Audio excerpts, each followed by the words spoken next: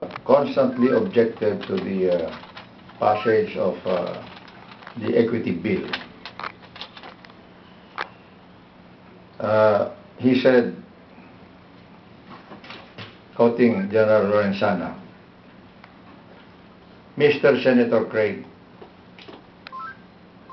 what is the price of the services and the sacrifices so generously given to America by these veterans and the entire Filipino nation during the Great War?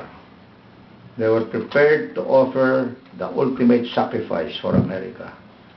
Our homeland became a battlefield in a war between America and Japan, which was not of our own making. Our homeland became a battlefield, and an estimated 1 million Filipinos, combatants and non-combatants, died in that war. Filipinos were an indispensable part of the underground that tied up large numbers of Japanese forces. They protected American officers and soldiers who escaped capture. They provided vital intelligence and forces in place that facilitated the Allied counter-offensive, meaning the campaign for the liberation of the Philippines.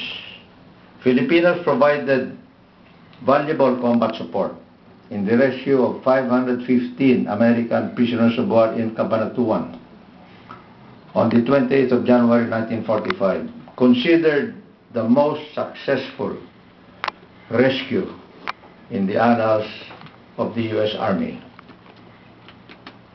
etc., etc.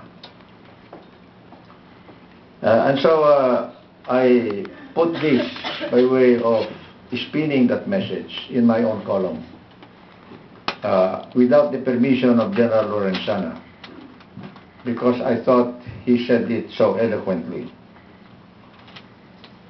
Having said